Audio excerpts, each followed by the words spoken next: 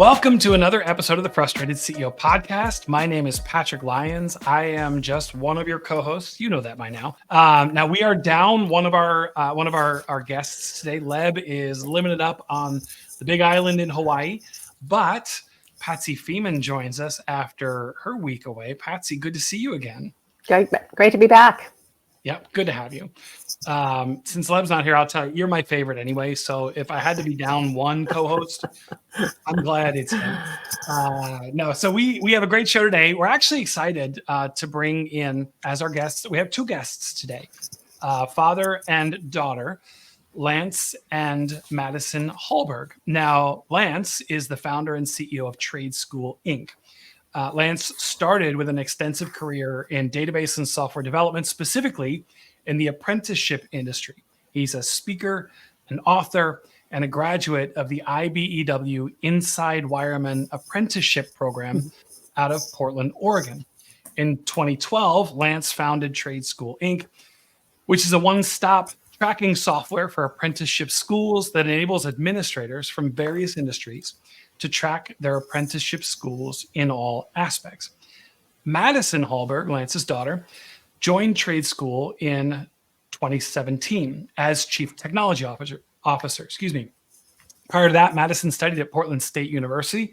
Actually, I think it was after that, studied at Portland State University and had quite the viral moment during the pandemic, singing an unexpected musical duet of the national anthem for Portland State's commencement ceremony. And when I say viral, it truly captivated and inspired the whole country. Like, you can do a Google search on this, do a search for unexpected duet PSU, which is Portland State University, and you'll see.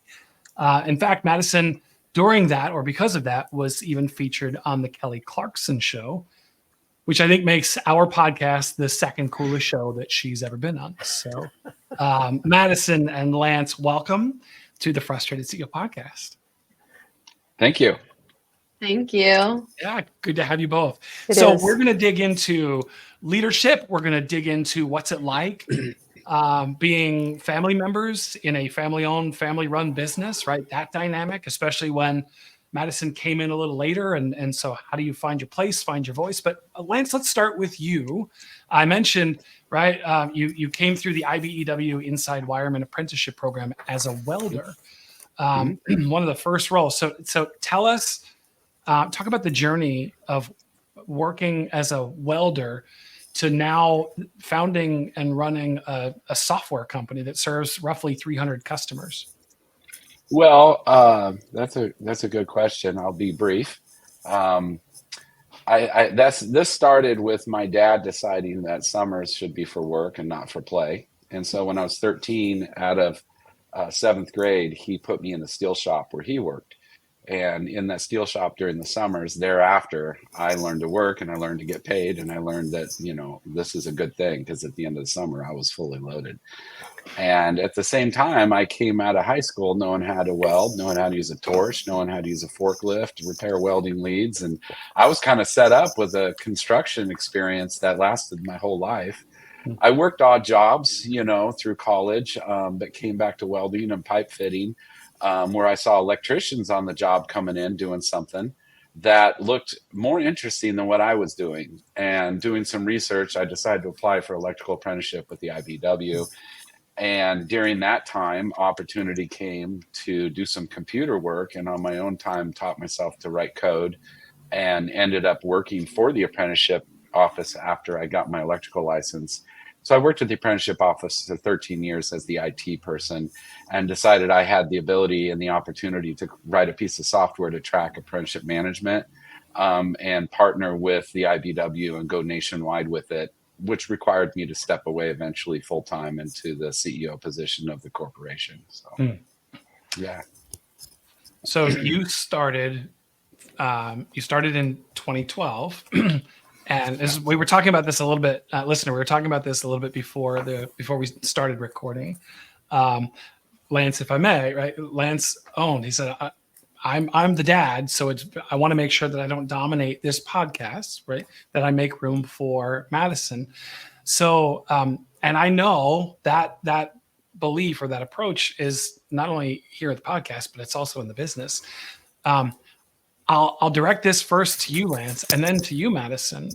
Lance, you're running this for 5 years. Did you know at the beginning that Madison was going to come in as your chief technology officer? And when you realized that was happening, how do you prepare? How do you prepare to make room? How do you prepare to create space for her to come in and find her voice and be successful? That's an easy answer. You grow the company. If you grow the company, there's room for more. Okay. So the company grew and there was room for her, and she was interested and she wanted to make some money. And as she began to make money and also to do the work, she found that her interest in the work was a lot more than maybe she originally, I don't want to speak for her, but she found a real interest in that work and added that into her educational path so that she was able to continue on and change her direction in education to getting her master's in computer science, which just totally launched her on this path. And of course, the company has benefited hugely from that. Yeah. Madison, what's it like from your perspective coming in? I did not expect to be here or on this path. I was never the plan. But basically all growing up, I was super passionate about music. That was like I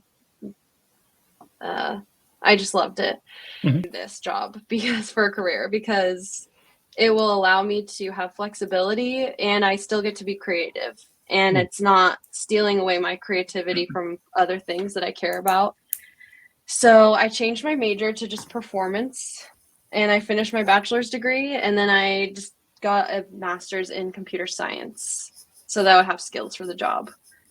And now that I think about it, I think COO is a better title because my role is more management and operations. I'm not the most technically knowledgeable person in this company, but I know enough to make decisions and manage things. So, but roles are constantly changing. So, yeah, so that's my story.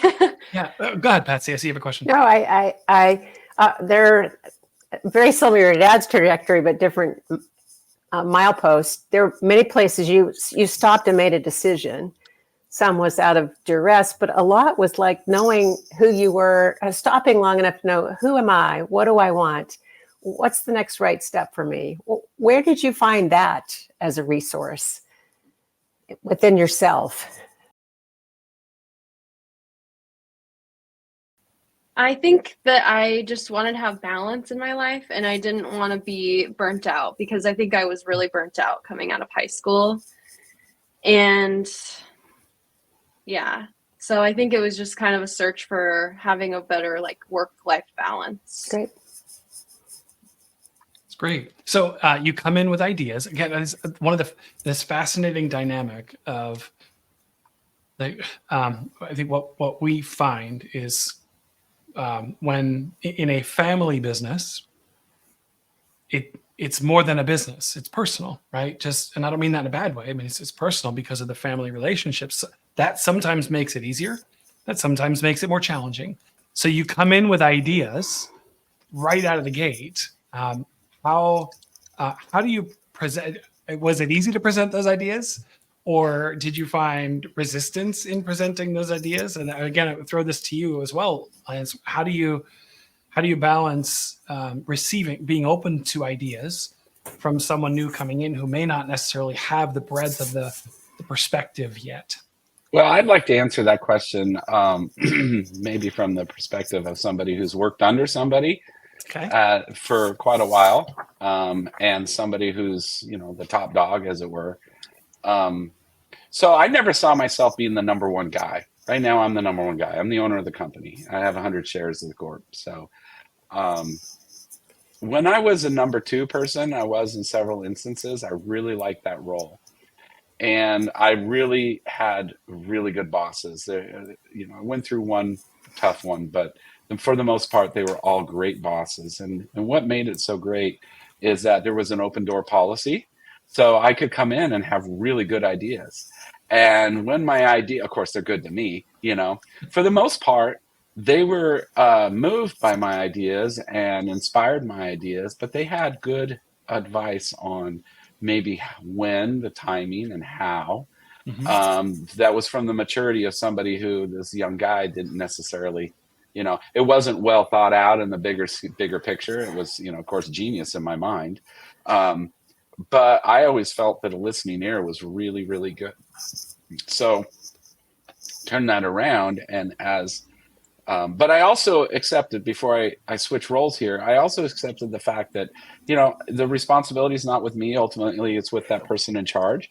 And so I love being able to go to that person and say, what do you think about this? And if they say, no, or, maybe, but not now, or whatever, I just roll with it. I roll with it because as long as some of my ideas are coming to fruition, it's very fulfilling for me. But I don't need to be the guy who's in charge, pulling every string, making every decision at all. And so the reverse of that, ideas are something that I don't have a monopoly of by any means. And they have to be fresh, right? And hot. Otherwise, they're not ready to blossom, or it's too late. Old ideas is just as bad as no ideas. And so new ideas that are hot and fresh and ready to give birth are the ones you want. And I love hearing all those ideas from people. So I try to listen to people's ideas, but I'm not afraid to say, I don't think that's a good spot in this one. And they don't have to agree with me. We can agree to disagree, but I have to understand that, the company, the buck stops with me now. I am the number one guy, and I have to be okay with that. But if I'm not listening to their ideas, that's not acceptable to me. For anybody, we have to be able to listen to ideas. Now, somebody might say, well, if you don't agree with my idea and you can't see how great it is, then you're not listening to me. But listening doesn't mean you agree. It means you give somebody a voice. And if people have a voice in the decision, it really goes a long way towards accepting the final decision. Madison, talk about that from your perspective, right? Bringing new ideas into a brand new place. For me, the most effective way to share an idea is to show and not tell. Because if you don't show anything visually, or just just having some kind of like something to show is a lot more effective than just saying what your idea is, because probably it's not going to come across, and then people are going to be like, oh, well, how are you going to do that? And it's just not as effective for me to get anywhere. So if you have an idea, like, for example, like, we need a better system for tracking our clients' support requests and our client communications. We need a better system. Okay, that's an idea, but it's like, okay, well, then what? It's like go out there and do the research, find some new software to use, and come with that and show that, and show real practical use. Awesome. That's what I try to do anyway. So I hear you say you come with the proposed solution, not just stating the problem. Yeah, that's a way faster way to say it. Yeah, No, exactly. Lance, you and I, well, actually, so listener, really, I met Lance at his wedding. Actually, it was the first time that you and I met, Lance. We had a chance to sit down at a table, and oddly enough, there was nobody else at the table. It was just like, it's not often you get the groom all by himself. So that was kind of cool. And we were just talking about running a business and creating culture. And it's a large part of why I asked you to join us today. The way you spoke about culture, the way you talked about empowering your people. Talk about the importance of building and nurturing a positive culture and empowering people within the company. Well, it definitely has a deep impact on the identity that you present to the industry, whatever it is. So believe it or not, people are actually going to get, sometimes you see a face of a person that you don't know, but you get a feeling about them. And why is that? Well, the feeling is because sometimes you associate the look of that person or the mannerism of that person with somebody you grew up with. Maybe there was a strong adult in your life that had certain mannerisms or certain behaviors, and it really struck with that look and feel. And so you're going to associate those feelings will come up when you see somebody who looks like that person. And a totally different person, right? So what is that about them? Well, it's their persona. And so there's a persona, and somebody can have a persona. A person can walk into the room who's so deeply at peace within themselves, they can bring peace into a room. You can be in a conference room where there's a lot of agitation, and a person can come in who is so at peace, they bring peace into that conference room. And what is that? That's a persona. And a company has a persona, and how do you develop that persona? What is that persona? It's what people feel when they hear the word trade school. What is it they feel? What's the vibe they get? What's that inside that they're not even cognitively thinking about? That's a persona. How do you define that persona? How do you just choose what persona is going to be projected? It's the culture. It's the culture. It's how you decide you're going to interact. It's how you're going to prioritize. It's how you're going to treat and value people and product, and the different aspects of a company. And when you evaluate what's valuable and what's not valuable, what's urgent versus what's important, that's how you define culture. That's how you create it. For example, you see Maddie's culture because she was balancing what was urgent versus what was important. And there's a big difference. And this is not my phrase. This is my big leadership guy, Stephen Covey. And I've done a lot of reading with him. And this is kind of his thing. We talked about priorities at our staff retreat last week. And I used a quote from his. But you saw that Maddie needed to make some money, right?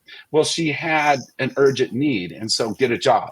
There was nothing in there that was cultural, but she just needed to make the money. However, making the money doing restaurant work versus doing software work with my dad's upstart company, what's more important to me? Well, being able to develop and create and kind of explore this, instead of doing the same type of service every day, that is important to me. And after I finished my degree in, music, what am I going to do next? I need to have a career. I need to have an education that's going to support that career. That's the urgent need, is the education, but where? And it's like, well, the important thing is for her to have something that's satisfactory, something that's fulfilling, something that engages her in a lot of different ways. And she's not just putting, meat on the table. So this balance of what's important versus what is urgent, same with me. I was a welder. I was meeting the urgent need, but what was important? And I kept trying to pursue what was important to me and what was valuable to me. And it's that decision that you make between what's important and what you're strategically proactively doing, and what's urgent, what you're reacting to take care of an immediate need or whatever. That's where you define your culture. If all you're doing is reacting, you're going to have a totally different culture than if all you're doing is proactive, and things aren't getting taken care of. And on the other hand, you could be taking care of things but spinning your wheels, and there's no forward momentum. And so there has to be, a culture is what defines, to me, the balance between those two things, and how you prioritize things, what's important, what's valuable. And that balance is not static. It's always organic, Yes, right? Absolutely. Absolutely. I was like, whoa, sometimes it's like one foot after the other, and sometimes it's hopping on one foot. What are some of the ways that you instill that with your employees, in your organization? We have a lot going on in our company, in that we're being very reactive. We have needs. There's things that need to get done because we're growing. all of a sudden it creates, whoa, we've got to make sure this is in order and that's in order and this is up to date and that's up to date and we're prepared for this new project and what do we need to put in to prepare for that new project and everything else. There's so much going on that before the staff retreat, we all get together once a year and we go someplace exotic and we rent a house that's got tons of rooms with a pool and whatever, and we just sit there and we have sessions. Everybody gets a voice. Everybody does a session on what projects they've been doing this last year, where they've been, where they're at, where they're going. I usually start this off, and when I started off, I dig deep and I go into the vision. And the vision for me this year was revisiting our culture, because when you get to what's urgent, you forget about what's important. And the whole reason that we even have a company is because I listened to somebody who had a need. There was somebody who had a software need, and I thought I can meet that need. And I really like serving people. I really do. I'll go down an airport and see a guy shining a pair of shoes and thought, God, it'd be so nice if I could just that's all I had in the world was just sit there and make a guy's shoes really shiny and just do all that and make him feel served and good. That actually, I find that fulfilling. I like to serve. I like to help. Maggie did a great job in the restaurant industry because she also is a servant. And when I serve and I do it with my whole heart, people are very happy. And I found out if I serve with software, I actually get some money back that puts food on the table. All I have to do is keep serving. So I always tell everybody in our company, we are a service company first and we're a product company second. The last thing we're going to be is a company where you buy product from, you buy software from, and you don't have a number to call with a real person that you can really talk to and engage with, right? We don't have a script. And we don't offshore anything. And so we are a service company first in the fact that we're here to serve. We're here to put ourselves at what can I do to help you at that level? What can we do to help you? If our software is not going to help you, we don't want you to buy it. So is there anything else we can do to help you? I always tell the staff when they're on the phone with the customer, before you get done, no matter how big the solve was and how big of success the new feature you showed them was, before you say goodbye and hang up, always ask them, is there anything else that we can do for you? And so how do I instill that culture? Well, I live that, breathe that. That's me.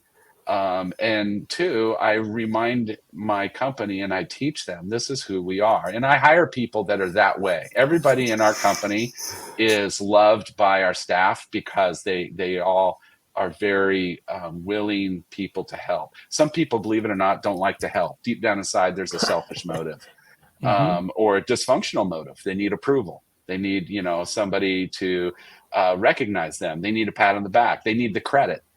Somebody once said, we get a lot more done if we don't worry about who gets the credit. And so sometimes there's deep motives in trying to help people. But believe it or not, there are people who actually feel sorry for that person who doesn't have somebody to help them, and they want to be there and they want to help. And those are the kind of people I like to hire, because I know as long as they have the chops too for doing the software work, that's our culture. That's who we are. And that's where we balance in what's urgent and what's important. Yeah. Madisen, I have a question about the culture, right? Since Lance just said you share the same heart for service, and that's right, that's come through. That's not a new thing. That's been evident in all that you've done. As whether it's CTO or COO, right? A COO leading your people, how do you serve your people, not your customers? How do you serve your team? Yeah, that's a good question, because I think we have a really established culture with our clients, but I mean, I like to be positive and lead with positivity and by example. So I want everyone that I work with to feel like I have their back, and I'm working alongside them, because it creates camaraderie and it creates a team that you feel like you support each other, and you don't feel like you're alone, and you don't feel like you can't get help if you need help. Because to work somewhere where you can't get support, it's really discouraging and disheartening, because you feel like you're set up for failure. And you could have people work for you that are insanely talented and they have so much potential, but if they never get the support or the encouragement, and they never feel like anyone believes in them or like gives them that, they can't succeed, and it's just a wasted potential. So, and also like you could come on super strong and super confident and then get intimidated. So especially in this field, right? And so I like to do that, and I like to be positive, and that creates trust, and trust is huge. Like if you don't trust the person that you're working for, like it's just going to create all kinds of problems. And if you can't trust the people working for you, then you're going to have problems there too. So I think if the people that you are working under you feel like you have their back and you're on their team, then it's a lot more fun. How do you build trust? You said trust is huge in leadership. How do you build it? I think you follow through with your commitments to your employees, and you show them that they can count on you. All I want to know is if you got any openings. Well, We get asked that a lot. Actually, I've had so many people that really have wanted to. We've even had customers that, their executive directors retire and they're like, hey, is there any way I could float into there and do some work for you guys? And it's because of that culture. Yeah. Everybody needs to have a voice, Yeah. No, it's palpable. It's really inspiring. Yeah. Lance, when we met in advance of this, right, to kind of frame what we might talk about today, and you spoke in that meeting, so I want you to speak about today. Like you were kind of thinking about classifying your employees into creators and maintainers. Yeah. And as I think about, right, it's like it all makes sense when you hear Madison's strengths, right? She's a creator. And you brought her in, and right, there's room for that. So talk about the value of nurturing creators within the company. That is absolutely something that leaders want, right? Because creation spurs innovation. And that's so how do you nurture creators within the company? And then how does that impact employee retention? Well, you need to identify those creators right away. How do you identify a creator? Well, first of all, there's creators and there's maintainers. If somebody's a maintainer, they're less likely to want to create. They don't like a blank canvas. They don't want to show up to a corner lot of a residential space and see a big pile of dirt. If they're a maintainer, they want to see a nice landscape lawn that just needs to be mowed and needs to be trimmed and needs to be weeded and the flowers need to be pruned. It already looks beautiful. It looks good, but it could look beautiful if I could just go in and maintain it.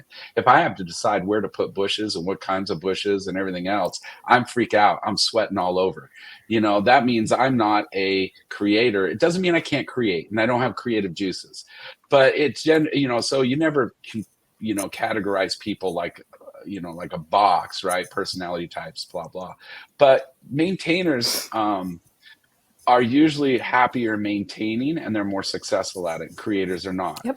When I was doing landscaping through college, I did landscape maintenance. And so I had a truck with a crew and we had lawnmowers and we had pruners and we had weed sprayers and shears, and we'd go around these houses and do a route and we'd maintain these houses. And it was constantly happening that the customer would call when I'd get back and the boss would say, hey, you missed a weed right by their front door. And I was trying so hard to find those weeds because I knew it was a problem with me. And I'd actually spend twice as much time going around to pull the weeds and spray the weeds. And I would get so tunnel vision trying to be a maintainer that I'd miss the weed right by the door. One time it got so bad that I drove the truck forward about 3 feet and felt a clump, and I backed up and I ran over the gas can for the shears because my mind was so trying so hard to be a perfect maintainer. Didn't come natural for me. Doesn't mean I can't maintain. But when I got a situation where I had a blank canvas and you can create something, I went to town. And I found out if I could make creative decisions on what to do and where to do it and how to do it and architect it and find somebody who's a really good maintainer, man, I'm in my wheelhouse. And so how do I find who's a creator is I find somebody who's not very good at maintaining and doesn't want to maintain, and then give them an opportunity, find out what inspires them. And that's a simple question. What do you want to do? Now, if somebody says, I don't know what I want to do, well, they're not ready yet. They're not ripe. keep them on the tree for a little bit longer. But when you find somebody who says, well, I'd really love to do this, I'd really love to do that, then we're finding somebody who's got some inspiration, who's got some ideas, and then you give them the opportunity to do it. And you set them up for success. For example, we need to do a whole bunch of interface overhaul. And I talked to Maddie about it this morning because she's so good at creating software interfaces. And I asked her if she would prefer to have a week or 2 weeks in a row where she had nothing else on her plate. We shut the phones down, we take her off the grid, and we put her in a beautiful place where she could go up to the cabin or she could work out of her house, and she could just get into this creative mode and build these beautiful interfaces. If I want her to create and some music, I need to put her into a beautiful music room, not just a cluttered room with instruments, but a beautiful room. Because if I give her a beautiful room and her environment inspires the beauty of the music, then she's going to produce, hands down. That's actually really, that's brilliant. Yep. It's really wise. If you want your people, actually, I'm going to save that because that sounds like a let's get practical, which we're not quite there yet. I am curious though, when you've got this notion of creators and maintainers, and you have a sense of, I would assume, are there positions in the company that you need both? I'm asking, right? You need both. Do you, as you have an opening and you're interviewing, do you go into it thinking, I really need a maintainer on this one, or I really need a creator? And then how do you interview for that? That's a whole bunch of questions about one, but yes, absolutely. You need to identify, because if you have too many creators, which I am right now, we're heavy on the creator side, we need a maintainer.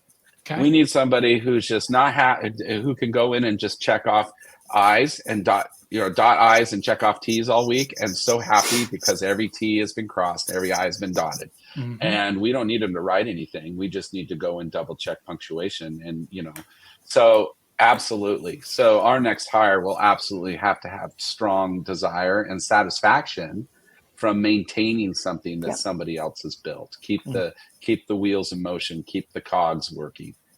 I mean, those people are invaluable. Yes. Yeah. And they're often overlooked.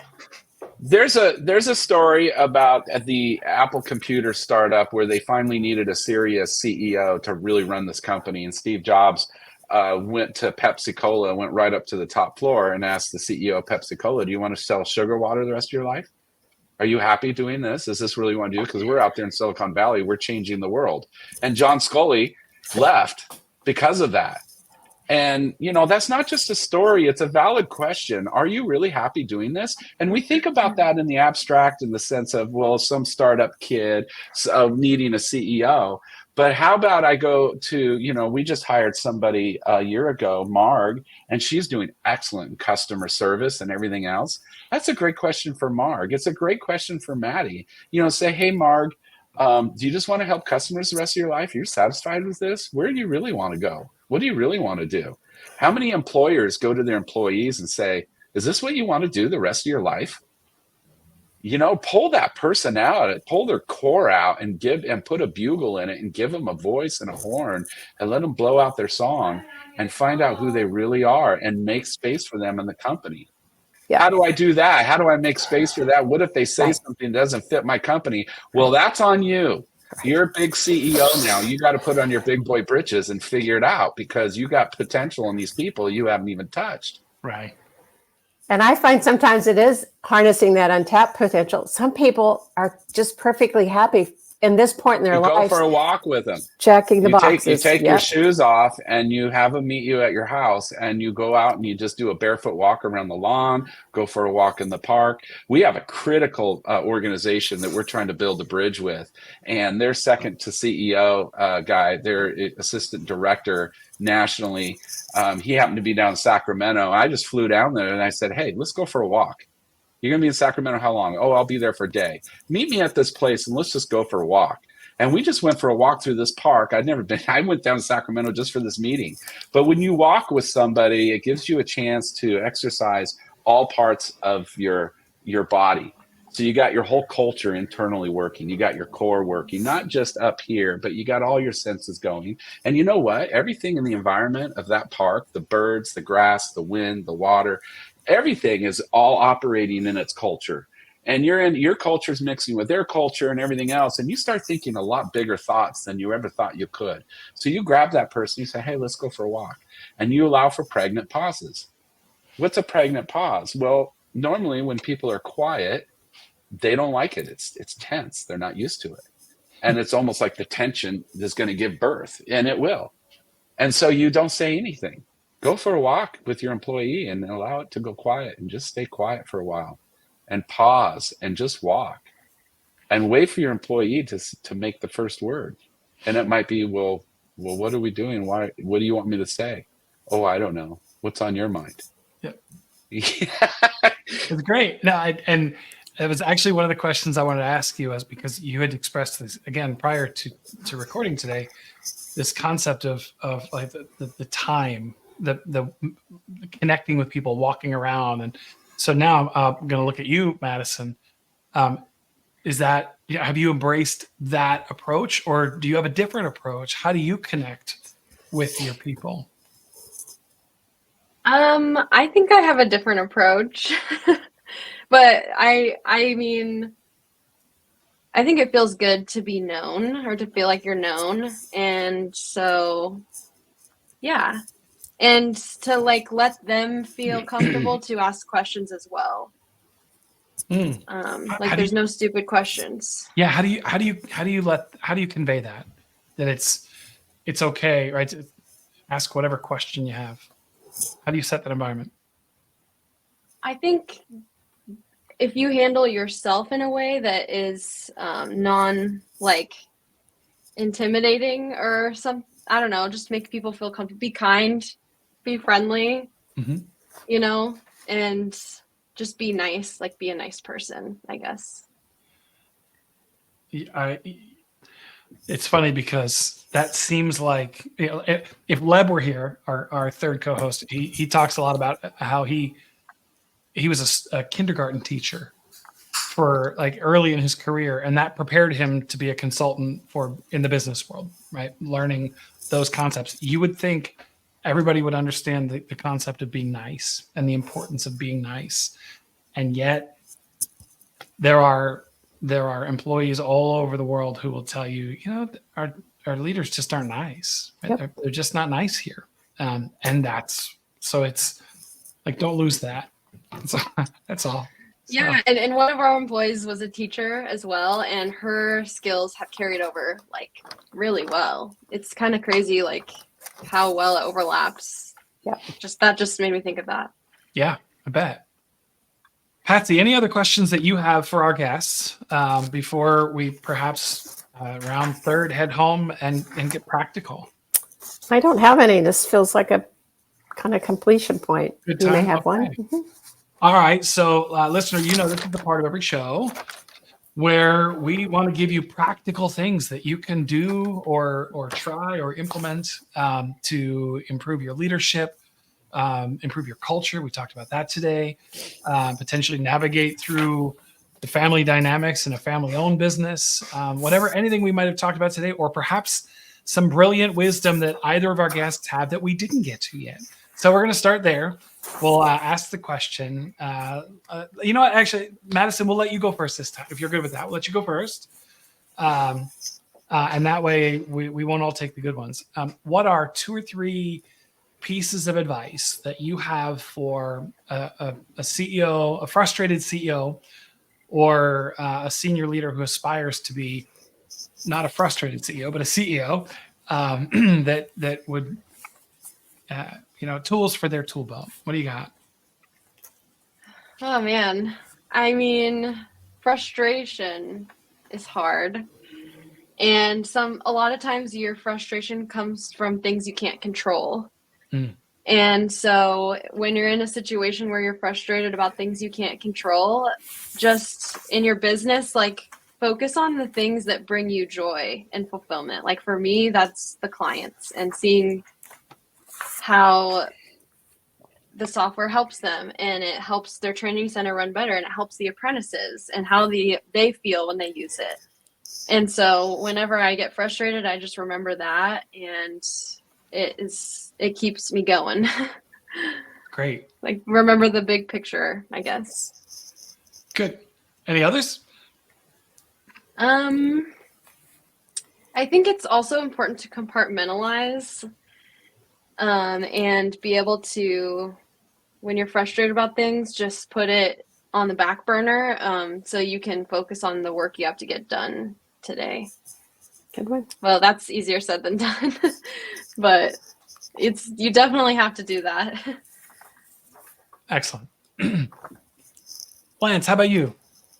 What do you got? Well, it's interesting. When we were at a staff retreat, there's 6 of us in the company, and all of a sudden, I asked this question out of the blue when we were having our sessions, and we all sit in this living room, and we have this big screen TV, and we're presenting, and I asked everybody. I said, most everybody has been with the company for several years, some less, some more, and I asked them. I said, knowing all that you know now, if you were to go back and start over with trade school, what would you do differently? Good question. Even if they've only been with the company for 3 years, what would you do differently? And I got a really good, solid theme in the answers. And that was, I would ask for help sooner.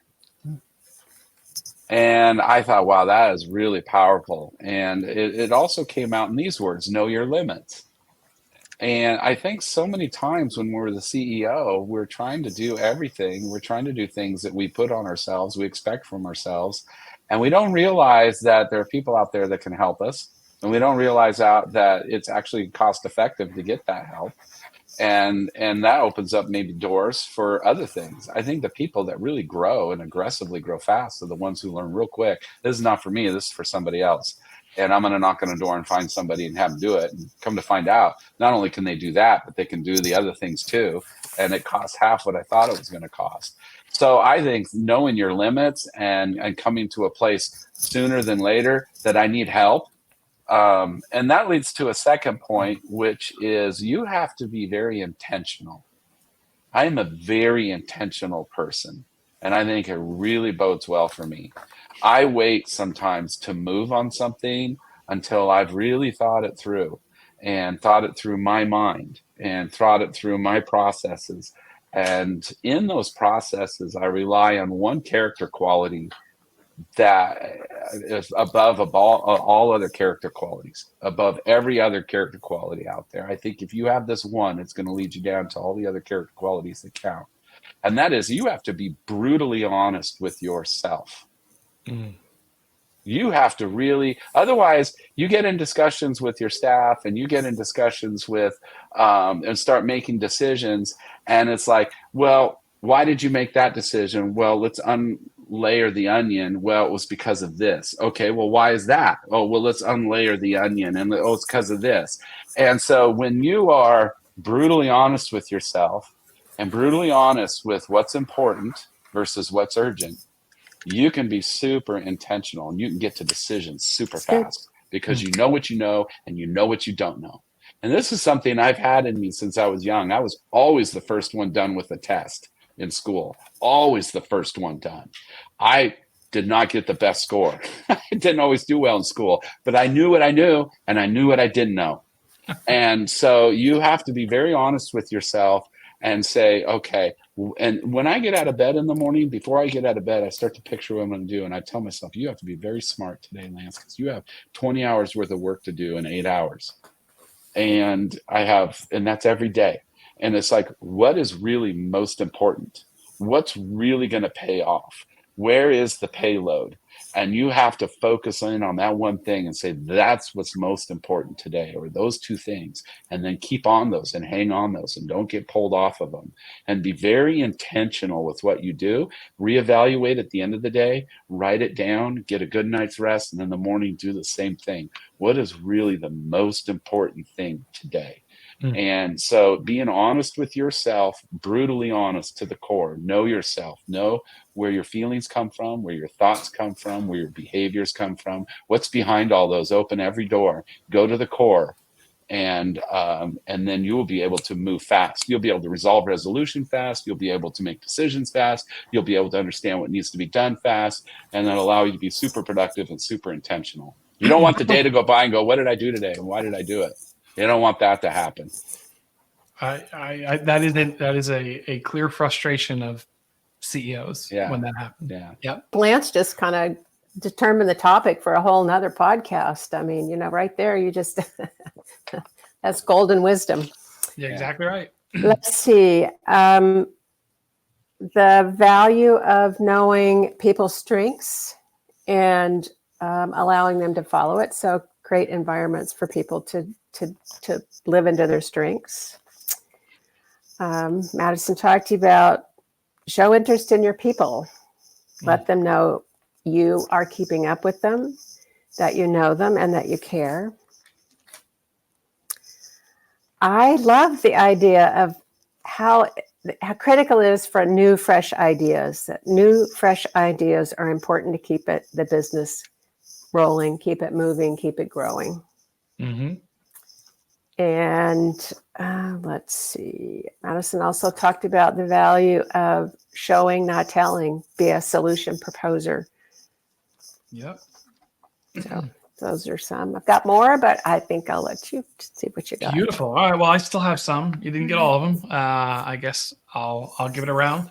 I loved, Lance, when you're talking about, if you want your people to create, you got to put them into a space that fosters creativity, right? Not something, whether it's a dark, cluttered space or, the basement, I don't know, whatever it is that kills the vibe. If you want to foster creativity, create an environment that does that. I think that's actually really very wise.